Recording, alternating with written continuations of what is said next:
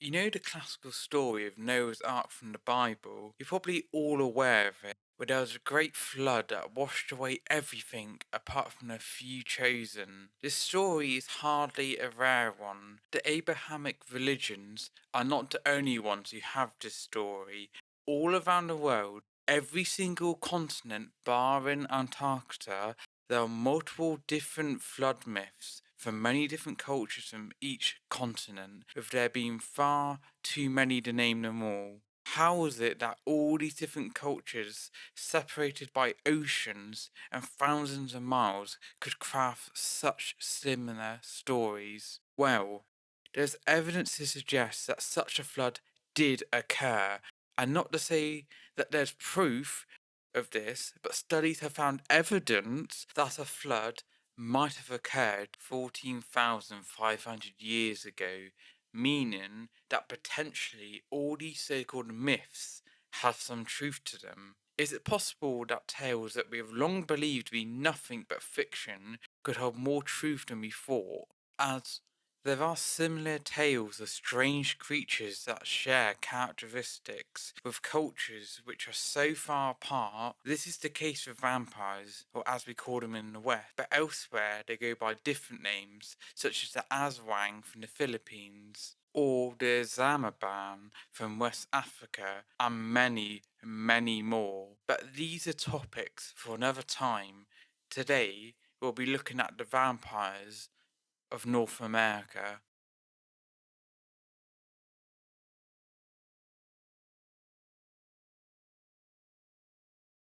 In May of 1866, a whaling boat named the Atlantic was sailing from Boston to the Indian Ocean, a 2-year journey. The boat was largely made up of migrant workers, which included a 25-year-old man named James Brown.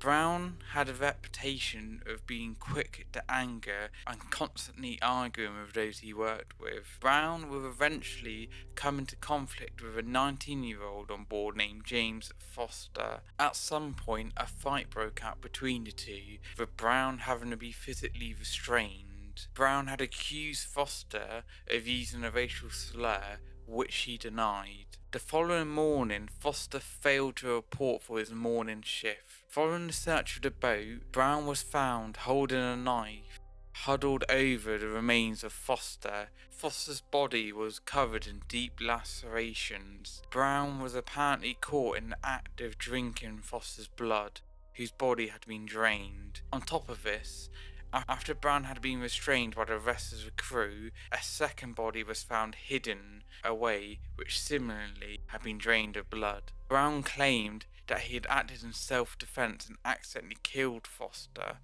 Nevertheless, Brown was soon returned to Boston in chains to stand trial, where he was convicted and sentenced to death. However, fate would intervene, and Brown had his death sentence commuted to life imprisonment by the then President Andrew Johnson, who had an aversion to the death penalty.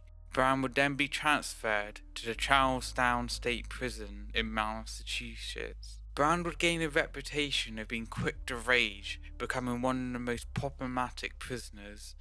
In 1871, Brown would attack a fellow inmate in an apparent attempt to drink his blood, resulting in Brown being put in solitary confinement where he would spend the next 16 years. Some have claimed that Brown somehow kept escaping his confinement with almost supernatural strength and stealth, where during one of these escapes he would go on to murder a guard, though I've not been able to confirm this, others have claimed it. What is certain is that he would eventually be moved to the Ohio Penitentiary, where he stayed for 3 years. The long years of solitary confinement took a toll on Brown's mental well-being, resulting with him being moved to the St. Elizabeth Asylum in Washington, D.C., where he would spend the remainder of his life. Our second story originates from the small town of Dillsboro in North Carolina. In the spring of 1788, Dr. Althorne and his family would arrive at the small town. At first, the local community was more than happy to welcome another much needed doctor. However, two individuals that were held in high regard by the local community who had received treatment from the doctor died of unidentified causes. This led to a great deal of suspicion towards the doctor, or as the kids would say, some thought he was a bit sus. This suspicion would eventually turn to outright anger towards the doctor until a local minister managed to cool tensions, convincing the locals the doctor had committed no wrongdoing. Everything returned to normal in the town until the autumn when one night the minister's wife caught a black figure over her child. When she screamed, the rest of the family came rushing in, where they found their daughter dead with 2 puncture wounds on her neck. The daughter had apparently been completely healthy before going to bed. A few nights later, witnesses would claim seeing an animal flying about the night which resembled a very large bat. After this, panic spread throughout the whole community, with families keeping all their windows and doors shut, as well as sleeping in the same room together to avoid a similar fate. It would only be a few nights later when a young boy frantically knocked on his grandparents' door, shouting how his parents had been attacked in their house. When the boy's house was searched, they found both his parents and his 2 young sisters were found dead, with puncture wounds on all 4 of their necks. Over the next few days, the area around the house would be searched, but nothing would be found. By February 1789, people began to calm down, as no more attacks were taking place. This is until one evening cries could be heard coming from a nearby house.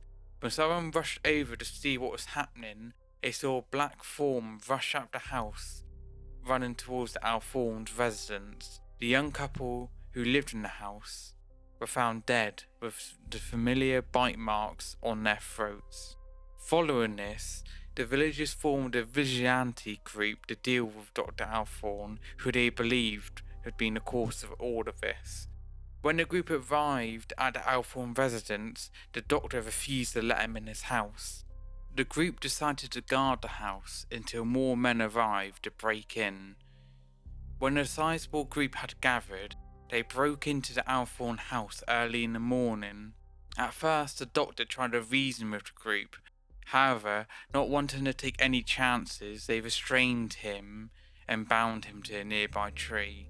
Upon searching the house, they found that all the beds looked freshly made, even though it's still the early hours in the morning, suggesting that they hadn't even been slept in the night before.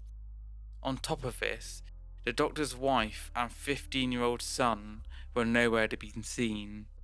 While searching the house, the group came across a large locked door, which was forced open. This led to steps to the cellar.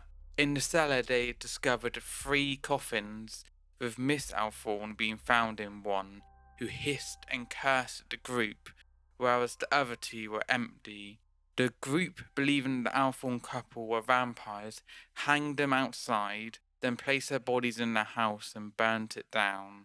Their son was never found, however, but after this, the attacks against the community ceased.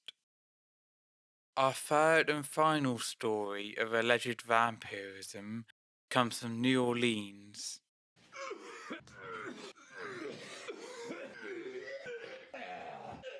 In the 1930s, the brothers John and Wayne Carter shared their apartment in the French Quarter of the city. They were seen by their neighbours as completely normal members of society until one day, when the brothers were out working, a woman stumbled out of their apartment who promptly told the police she had been kidnapped by the brothers, held in their apartment where they had cut her to drink her blood.